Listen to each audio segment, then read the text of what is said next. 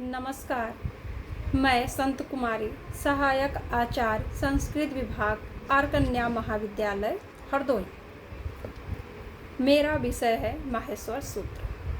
माहेश्वर सूत्रों की रचना किसने की, ये सबसे पहले प्रश्न आता है। माहेश्वर सूत्रों की रचना पाणिनि के द्वारा की गई थी। इन्हीं माहेश्वर सूत्रों के आधार पर पाणिनि ने संपूर्ण संस्कृत व्याकरण का निर्माण किया। इसी पर पूरा संस्कृत व्याकरण टिका हुआ है। कहा जाता है कि महर्षि पाणिनि ने तपस्या की थी। उस तपस्या से अत्यधिक प्रसन्न होकर के भगवान शिव ने डमरू बजाया था। नृत्यावसाने नटराज राजो ननाद ढक्काम नव पंचवारम उद्धर्तु काम सनकादि सिद्धान एतद् विमर्शे शिवसूत्र जालम। उस डमरू की ध्वनि को सुन करके महर्षि पाणिनि ने माहेश्वर सूत्रों का निर्माण किया। माहेश्वर सूत्रों के निर्माण क्यों किया गया, इसका क्या उद्देश्य था? तो इसका उद्देश्य था प्रत्याहारों का निर्माण करना।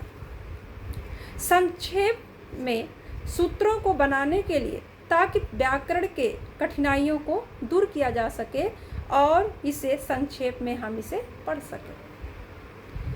लगभग 4000 सूत्रों में संपूर्ण संस्कृत व्याकरण का निर्माण कर दिया। अब माहेश्वर सूत्र को अन्य और नाम से जाना जाता है। शिव सूत्र। शिव सूत्र इसलिए कहा जाता है क्योंकि ये भगवान शिव के डमरू के ध्वनि से जो शब्द सुनाई दी, उसी का आधार बना करके पाणिनि ने माहेश्वर सूत्र की रचना की। प्रत्याहार सूत्र बोला जाता है। प्रत्याहार सूत्र इसे कहा जाता है क्योंकि संपूर्ण माहेश्वर सूत्रों से प्रत्याहार बनाया जाता है। अब 14 माहेश्वर सूत्र इस प्रकार हैं। आयुड़, रील ऋक, ए वंग, ऐ औच, है वरट, लड़, यम गणनम, झब है, घड़ दस, जब गढ़ दस, ख फ छ ठ थ च ट तौ, क प शस्सर हल। ये 14 माहेश्वर सूत्र हैं। इसके जो प्रारंभ के 4 माहेश्वर सूत्र हैं उसे हम अच कहते हैं। अच अर्थात स्वर। संपूर्ण स्वरों की संख्या 9 है। आयुड़, रील ऋक, एवं, ऐ औच। उसके अंतिम वर्ण की गिनती नहीं होती है, यानी स्वरों की संख्या 9 है।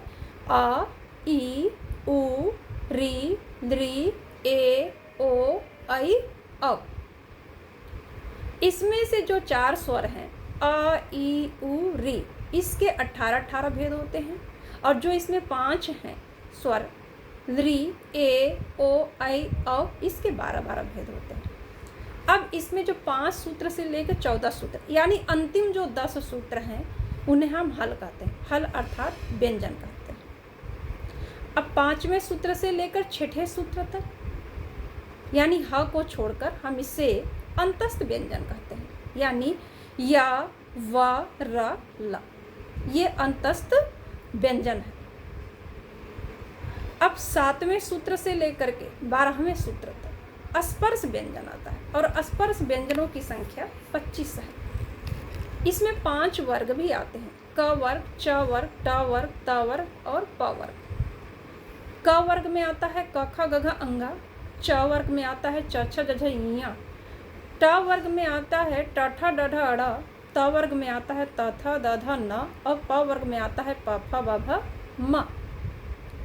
इसमें जो 7वां सूत्र है यम गणनम, इसे अनुनासिक या रक्त संज्ञा भी कहा जाता है। अब इसमें जो 13 से लेकर 14 सूत्र, अर्थात अंतिम के जो 2 सूत्र हैं, इसे हम उष्म व्यंजन कहते हैं। इसकी संख्या 4 है। स, स, स और ह, ये उष्म व्यंजन है। ये जो 14 माहेश्वर सूत्र हैं, उनके जो अंतिम वर्ण है, अर्थात अड़ा, का, अंगा, च आदि, इसको पाणिनि ने इत की संज्ञा दी है। यानी इत संज्ञा होने पर इसके अंतिम मोड़ों का उपयोग प्रत्याहार बनाने के लिए किया जाता है, लेकिन व्याकरणिक प्रक्रिया में इनका प्रयोग नहीं होता है। ये जो 14 माहेश्वर सूत्र हैं, ये सभी संस्कृत वर्णमाला का बोध हो रहा है, क्योंकि स्वर है 9 और व्यंजन 33।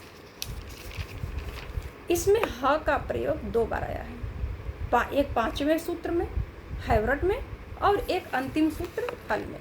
ये 2 बार प्रयोग इसलिए आया है कि अरहेड़ और अधुच्छत की सिद्धि के लिए 2 बार ह का प्रयोग किया जाता है। प्रारंभ के जो 4 सूत्र हैं, उसमें जो स्वर आता है ए, ओ, ऐ, औ, इसे संधि अक्षर भी कहा जाता है। और 5 से 10 सूत्रों के अंतर्गत बाह्य प्रयत्न के 3 भेदों का भी वर्णन किया गया है, संवार, नाद और घोष। 11 से 13 सूत्रों के अंतर्गत बाह्य प्रयत्न के 3 भेद विवार, श्वास, अघोष का वर्णन किया गया है। संपूर्ण माहेश्वर सूत्र में सिर्फ एक ऐसा स्वर है जिसकी इस संज्ञा होती है, और वह है 6वां सूत्र लड़। लड़ के बीच का स्वर जो अ है उसकी इस संज्ञा होती है, अर्थात लकार उत्तरवर्ती आकार की इस संज्ञा हो जाती है और तस्य लोपा से लोप हो जाता है। माहेश्वर सूत्रों में सभी वर्णों की संख्या 43 है, 9 स्वर और 33 व्यंजन, जबकि 42 ही सही है। ह का 2 बार प्रयोग किया गया है। अगर एक बार उसकी गिनती होती है तो 42 और 2 बार उसका प्रयोग किया जाता है तो 43 माना जाता है। धन्यवाद।